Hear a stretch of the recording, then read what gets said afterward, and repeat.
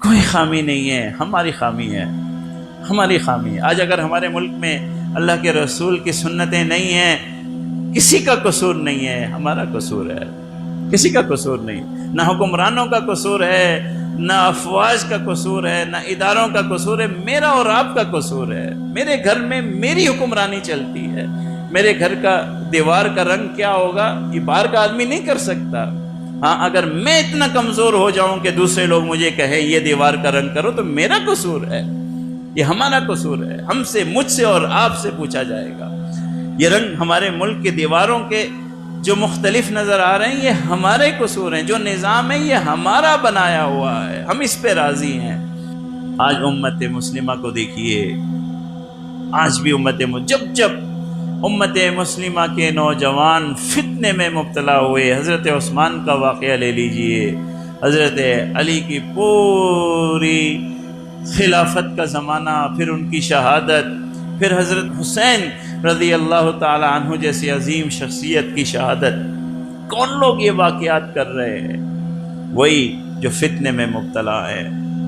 اور آج دیکھیے امت مسلمہ کا حال، آج اگر امت مسلمہ پریشان حال ہے، یہ ہمارا کشمیر، ادھر 18 کروڑ مسلمان ہیں، ادھر انڈیا میں بھی کروڑوں مسلمان ہیں، بیچ میں یہ پسرے مسلمان ہیں، بیچ میں 50 سے زائد اسلامی ممالک ہیں، بس ہر ایک کے پاس ایک کہانی ہے، ایک فتنہ ہے، ہر ایک کے پاس اپنا بیانیہ ہے۔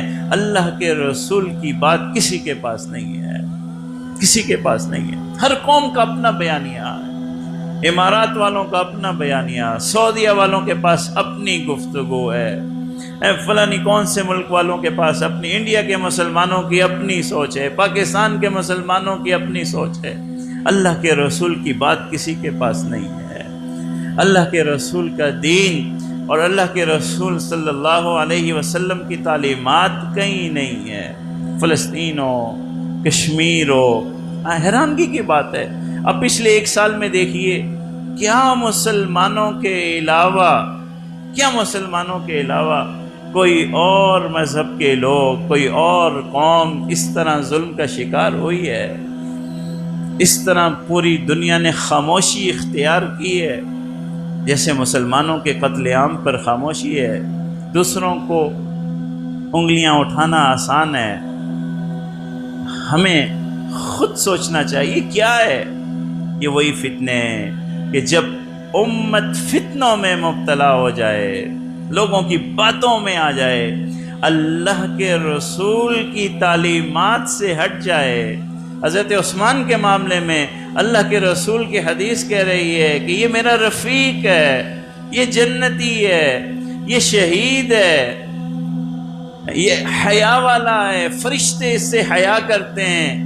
نوجوانوں نے اللہ کے رسول کی بات نہیں سنی، لوگوں کی باتیں سن رہے ہیں کہ یہ اقربا پروری کرتا ہے، یہ انصاف نہیں کرتا، یہ اپنے رشتہ داروں کو نوازتا ہے۔ جب لوگوں کی باتیں سنی تو پھر دنیا نے دیکھا کہ کلمہ گو مسلمان نوجوان ایسے فتنے میں مبتلا ہوئے کہ حضرت عثمان جیسی شخصیت کو شہید کر ڈالا۔ آج ہم کیا کر رہے ہیں؟ کیا ہمارے بیانیے، کیا ہماری سوچ، کیا ہماری فکر اللہ کے رسول کی تعلیمات کے موافق ہے یا لوگوں کی تعلیمات کے موافق ہے؟ آج ہم کس کی پیروی کر رہے ہیں؟ کس کی سوچ کے موافق اپنی ڈائریکشن لے کے چلتے ہیں؟ کس کی سوچ کے موافق ہم آگے بڑھ رہے ہیں؟ کون سی مصلحتوں کو ہم دیکھتے ہیں؟ اللہ کے رسول کی بات کی طرف تو ہم نہیں دیکھتے۔ اللہ کے رسول صلی اللہ علیہ وسلم کا دیا ہوا دین اور معاشرہ یہ ہے جو آج ہمارا معاشرہ ہے۔ اگر آج ہمارا معاشرہ صحیح ہوتا، اگر آج ہمارے معاشرے میں اللہ کے رسول کا دین ہوتا، انصاف ہوتا، آج کا ہمارا نوجوان وہ نوجوان ہوتا جو اللہ کے رسول نے ہمیں تعلیم دی تھی کہ سچا ہو، کھرا ہو، انصاف کا ساتھ دینے والا ہو، اللہ پر توکل کرنے والا ہو، تو ہماری یہ حالت ہوتی۔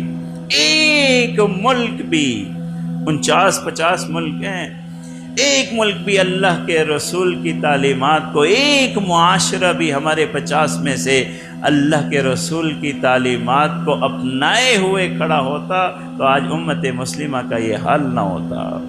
آج یوں مسلمان گاجر مولیوں کی طرح نہ کاٹے جا رہے ہوتے، آج اتنے بے بس نہ ہوتے، آج اتنے بے بس نہ ہوتے۔ صرف اور صرف اللہ کے رسول کی تعلیمات کو جب ہم نے چھوڑ دیا ہے، ہمارا معاشرہ کیا ہے؟ یہ معاشرہ جو ملک ہم نے اپنے ملک کا حال کر دیا، جو انصاف کا یہاں حال ہے، جو سچائی کا یہاں حال ہے، جو ایک دوسرے کی محبت اور خیر خواہی کا یہ حال ہے، یہ اللہ کے رسول کی تعلیمات تو نہیں ہے۔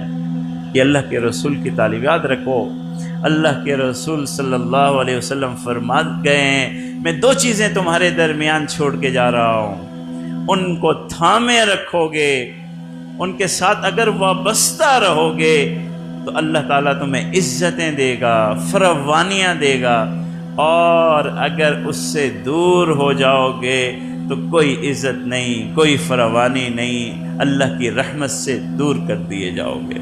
آج یہی عالم ہے، یہی پریشانی ہے۔ اپنے حکمرانوں کو دیکھتے ہیں دل کٹ سا جاتا ہے۔ آج امت مسلمہ پہ یہ وقت ہے کہ مسلمان نوجوان غیر مسلم حکمرانوں کو دیکھ کے رشک کرتا ہے کہ فلاں ملک کا حکمران جو ہے وہ سائیکل پہ دفتر میں آتا ہے۔ ہم مسلمان جن کے پاس حضرت عمر جیسا حاکم ہے، حضرت عثمان جیسا حاکم ہے، جن کے پاس حضرت ابوبکر صدیق جیسا حاکم ہے، آج ہمارا یہ حال ہو گیا ہے، یہ حال ہو گیا ہے۔ بے حس قوم ہے، سوئی ہوئی قوم ہے، ملک ڈوبتا چلا جاتا ہے سامنے، کسی کو فکر نہیں ہے۔ وہ حضرت حسین رضی اللہ تعالی عنہ کیوں نکلے تھے گھر سے؟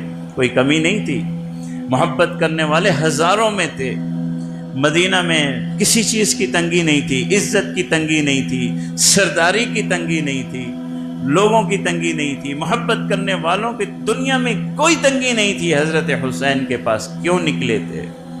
کیوں پورے خاندان کے ساتھ نکلے تھے؟ کہ میری نبی کریم، میرے نانا کی امت اور ریاست ڈوبنے جا رہی ہے، ڈوبنے جا رہی ہے، اسے بچانا میری ذمہ داری ہے۔ ہم پریشان ہیں، نظروں کے سامنے اپنا ملک ڈوب رہا ہے، سارے اپنی اپنی باریوں کا انتظار کر رہے ہیں۔ فلاں تاجر ڈوب گیا ہے، میرے پاس تو ابھی کچھ بچا ہوا ہے، آپ بھی ڈوب جاؤ گے، آپ بھی ڈوب جاؤ گے۔ یاد رکھو معاشرتی امور اور اعمال سے آگے بڑھتے ہیں، انفراد سے نہیں بڑھتے۔ معاشرہ اگر بچانا ہے، اپنی ریاست اور ملک کو آگے بڑھانا ہے تو معاشرتی طور پر اللہ کے رسول کی تعلیمات کو عام کرنا ہوگا۔ اگر میرے گھر میں اللہ کے رسول کی تعلیمات ہیں اور میرے بازار میں نہیں ہیں، میری عدالت میں نہیں ہیں، میری حکومت میں نہیں ہے، تو اس کا وبال میرے گھر کو بھی ڈبا لے جائے گا۔ ہماری ذمہ داری ہے، مسلمانوں کا ہمارا ملک ہے، اگر اس ملک میں ہم اللہ کے رسول صلی اللہ علیہ وسلم کی تعلیمات کے موافق اپنے معاشرے کو آگے نہیں بڑھائیں گے تو یاد رکھیے ہمارے ملک کے بارے میں تو اور بھی خطرہ ہے، اور بھی خطرہ ہے۔ ایک آدمی نے اپنا گھر بنایا ہے، اس کا گھر ہے، توڑ دے، گرا دے، کچھ کر دے، ٹھیک ہے، اس کا گھر تھا، اس نے ضائع کر دیا۔ ایک آدمی نے اپنی دکان بنائی ہے، ٹھیک ہے، اس کی دکان تھی، تباہ کر دے، رکھے نہ رکھے۔ چند لوگوں نے مل کے اگر مسجد بنائی ہے، چند لوگوں نے مل کے اگر مسجد بنائی ہے اور اس مسجد میں وہ ہوٹل کھول دیں تو پھر تو اللہ کی پکڑ آئے گی نا، پھر تو گردنیں کسی جائیں گی، پھر تو گردنیں کسی جائیں گی۔ ہماری حالت اور زیادہ شدید ہے۔ امارات والے جو کرتے رہے، ترکی والے جو کرتے رہے، مگر ہم نے تو اپنا ملک مسجد بنانے کے لیے لیا تھا۔ کیا نعرہ لگایا تھا ہمارے بزرگوں نے؟ لا الہ الا اللہ محمد الرسول اللہ، یہی نعرہ تھا نا۔ ہمارے بزرگ کیوں کٹے تھے؟ ہماری ماں اور بہنوں نے اپنی گودیں کیوں اجاڑی تھی؟ مسجد بنانے کے لیے۔ ایک ایسی مملکت جہاں اللہ کے رسول کی تعلیمات کی حکمرانی ہوگی۔ مسجد کے لیے جگہ لی، اور اگر وہاں کلب کھول دیں گے، اگر وہاں ریسٹورنٹ کھول دیں گے، تو اللہ کی غیرت ہمیں جینے نہیں دے گی۔ ہمارے ملک کی فلاح اسلامی ریاست میں ہم نے اسی نام سے لی ہے، اللہ نے کوئی زبردستی نہیں تھی، ہم نے اللہ سے وعدہ کیا تھا، ہم نے یہ ملک لیا تھا کہ یہ مسجد کی طرح بنے گا، ہم نے کہا تھا کہ یا اللہ یہ ملک دو، یہاں اسلامی نظام نافذ کریں گے۔ جب اللہ سے یہ وعدے کیے ہیں، اس نام پہ لیا ہے، تو اس وقت تک ہم کامیاب رہ سکتے ہیں، فلاح پا سکتے ہیں، جب تک اللہ کے رسول کی تعلیمات کے موافق آگے بڑھیں گے۔ اور نوجوان خدا کے لیے اللہ کے رسول کی کہی ہوئی باتوں کے سوا کسی کی بات میں نہ آئیں، کسی کی بات میں نہ آئیں۔ اللہ کے رسول کی تعلیمات کو چھوڑ کر کے نعرہ جتنا اعلیٰ کیوں نہ ہو، پھر حشر یہی ہوگا، یا مسجدیں تمہارے ہاتھوں سے تباہ ہوں گی، یا مسلمان تمہارے ہاتھوں سے قتل ہوں گے، جیسے ان نوجوانوں کے ہاتھوں سے حضرت عثمان شہید ہو گئے۔ اللہ کے رسول کی تعلیمات کو تھامے رکھیں۔ اللہ تبارک و تعالیٰ سے دعا کر سکتے ہیں کہ یا اللہ ہمارے اس پیارے ملک، کتنا حسین ملک ہے، اس ملک کے نوجوانوں کو، ہم امت کو، ہم لوگوں کو توفیق عطا کر، توفیق عطا کر۔ اللہ تبارک و تعالیٰ ہمارے اس ملک کو اللہ کے رسول کی سنتوں کے موافق آگے بڑھانے کی توفیق عطا فرمائے، اور اس ملک کو اتنا توانا اور قوی بنائے کہ ساری امت مسلمہ کے حقوق کرنے کے بعد فرمائے۔ اللہ تبارک و تعالی ہمارے نوجوانوں کو ہر فتنے سے، ہر پریشانی سے محفوظ رکھے۔